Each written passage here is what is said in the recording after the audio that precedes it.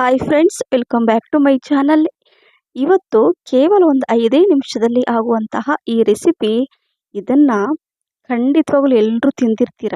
ಆದರೆ ಮನೆಯಲ್ಲೇ ನೀವು ಈ ರೀತಿ ಮಾಡಿ ಕಡಿಮೆ ಪ್ರೈಸಲ್ಲಿ, ಕಡಿಮೆ ವೆಚ್ಚದಲ್ಲಿ ನಾವು ಈ ರೀತಿ ಮಾಡಿ ಎಷ್ಟು ಕ್ವಾಂಟಿಟಿಲಿ ಮಾಡ್ತೀವಂದರೆ ಹೊಟ್ಟೆ ತುಂಬನೇ ತಿನ್ಬೋದು, ಅಷ್ಟೊಂದು ಕ್ವಾಂಟಿಟಿಲಿ ಆಗುತ್ತೆ. ಹಾಗಾಗಿ ಈ ರೀತಿ ಮನೆಯಲ್ಲೇ ಮಾಡಿ ತಿನ್ನೋದು ಒಳ್ಳೆಯದು ಅಂತ ನಾನು ಮಕ್ಕಳ ಫೇವ್ರೇಟ್ ಅಲ್ಲ, ಎಲ್ಲರ ಫೇವ್ರೇಟ್ ಅಂತ ಕೂಡ ಹೇಳ್ಬೋದು. ಈ ಸ್ವೀಟ್ ಕಾರ್ನ್ ಮಸಾಲ ರೋಡ್ ಸೈಡೆಲ್ಲ ಅಥವಾ ಹೊರಗಡೆ ಎಲ್ಲ ತಿಂದಿರ್ತೀರಲ್ವ, ಇವತ್ತು ಮನೇಲೇ ಮಾಡೋಣ ಬನ್ನಿ.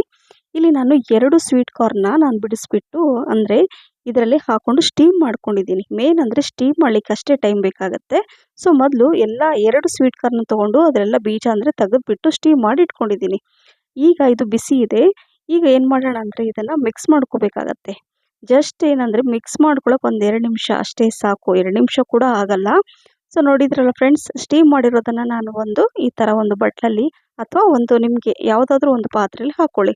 ನಾನು ಇದು ಗಾಜಿನ ಈ ಜಾರಲ್ಲಿ ಹಾಕ್ಕೊಳ್ತಾ ನೋಡಿ. ಈಗ ನಾನು ತೋರಿಸ್ತೀನಿ, ಈ ರೀತಿಯಾಗಿ ಪರ್ಫೆಕ್ಟಾಗಿ ಸ್ಟೀಮ್ ಆಗಿದೆ.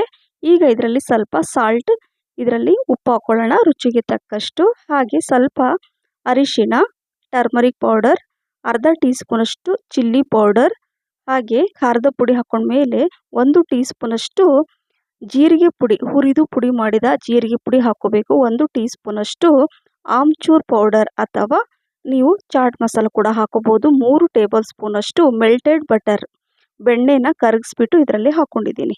ಸೊ ಇಷ್ಟೇ ಸಾಕು ನೋಡಿ, ಇಷ್ಟಿದ್ರೆ ಸಾಕು. ಕರೆಕ್ಟಾಗಿ ಇದು ಮಿಕ್ಸ್ ಆದಮೇಲೆ ತುಂಬ ರುಚಿಯಾಗಿರುತ್ತೆ. ಈಗ ಇದನ್ನು ಈ ಥರ ಕ್ಲೋಸ್ ಮಾಡಿ ಈ ಥರ ನಾನು ಶೇಕ್ ಮಾಡ್ತಾ ಇದ್ದೀನಿ. ಅವಾಗ ಏನಾಗುತ್ತೆ, ಎಲ್ಲ ಈಕ್ವಲ್ ಆಗಿ ಮಸಾಲೆ ಸ್ಪ್ರೆಡ್ ಆಗುತ್ತೆ. ಸೊ ನೋಡಿ, ಒಂದು 30 ಸೆಕೆಂಡ್ ಇದನ್ನು ಈ ಥರ ಮಿಕ್ಸ್ ಮಾಡಿದ ಮೇಲೆ ತೋರಿಸ್ತಾ ಇದ್ದೀನಿ ಎಷ್ಟು ಚೆನ್ನಾಗಿ ಕಲರ್ ಬಂದಿದೆ. ಎಲ್ಲ ಮಸಾಲೆ ಅದಕ್ಕೆ ಹೊಂದ್ಕೊಂಡಿದೆ. ಸೊ ನೋಡಿದ್ರಲ್ಲ ಫ್ರೆಂಡ್ಸ್, ಕೇವಲ ಕಡಿಮೆ ಸಮಯದಲ್ಲಿ ಕಡಿಮೆ ಖರ್ಚಿನಲ್ಲಿ ಮನೆಯಲ್ಲೇ ನಾವು ಈ ರೀತಿಯಾಗಿ ಮಕ್ಕಳಿಂದ ಹಿಡಿದು ದೊಡ್ಡವರೆಲ್ಲರೂ ಇಷ್ಟಪಟ್ಟು ತಿನ್ನುವಂತಹ ಈ ಸ್ವೀಟ್ ಕಾರ್ನ್ ಮಸಾಲ ತಟ್ ಅಂತ ಮಾಡ್ಬೋದು. ಸೊ ನೋಡಿದ್ರಲ್ಲ, ರೆಡಿಯಾಗಿದೆ. ಸೊ ಈಗ ಇದನ್ನು ನಾನು ಸರ್ವ್ ಮಾಡ್ತಾ ಇದ್ದೀನಿ. ಮಕ್ಕಳ ಇದು ತುಂಬ ಇಷ್ಟ ಅಂತ ಹೇಳಿದ್ನಲ್ವಾ, ಸೊ ಹಾಗಾಗಿ ಸರ್ಪ್ರೈಸಾಗಿ ಇದನ್ನು ನಾನು ಮಾಡಿಕೊಟ್ಟೆ. ಮಕ್ಕಳಿಗೆ ನಂಬಿಕೆನೇ ಬರ್ತಾ ಇಲ್ಲ ಇದು ನಾನು ಮನೆಯಲ್ಲೇ ಮಾಡಿದ್ದೀನಿ ಅಂತ. ಯಾಕಂದರೆ ಇದು ಹೊರಗಡೆ ತಿಂತೀವಲ್ವಾ, ಅದಕ್ಕಿಂತನೂ ಚೆನ್ನಾಗಿತ್ತು.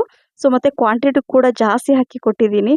ಸೊ ಹಾಗಾಗಿ ನೀವು ಕೂಡ ಮಿಸ್ ಮಾಡದೆ ಮಾಡಿ ಅಂತ ಹೇಳ್ತಾ, ಅಥವಾ ಏನಂದರೆ ಮಕ್ಕಳಿಗೆ ದಿನ ಏನು ಮಾಡಿಕೊಡ್ಬೇಕಪ್ಪ, ರಜೆ ಇರುತ್ತೆ ಅಂತ ಯೋಚನೆ ಮಾಡ್ತಾ ಇದ್ದರೆ ಮಿಸ್ ಮಾಡದೆ ಇದನ್ನು ಮಾಡಿ.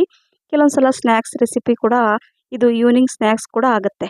ಸೊ ನೋಡಿದ್ರಲ್ಲ, ಈ ರೀತಿಯಾಗಿ ನಾನು ಮಾಡಿಕೊಟ್ಟೆ, ಎಲ್ಲರ ಫೇವ್ರೆಟ್ ರೆಸಿಪಿ ಇದು. ಸೊ ಹಾಗಾಗಿ ಮಿಸ್ ಮಾಡದೆ ನೀವು ಕೂಡ ಮಾಡಿ ಅಂತ.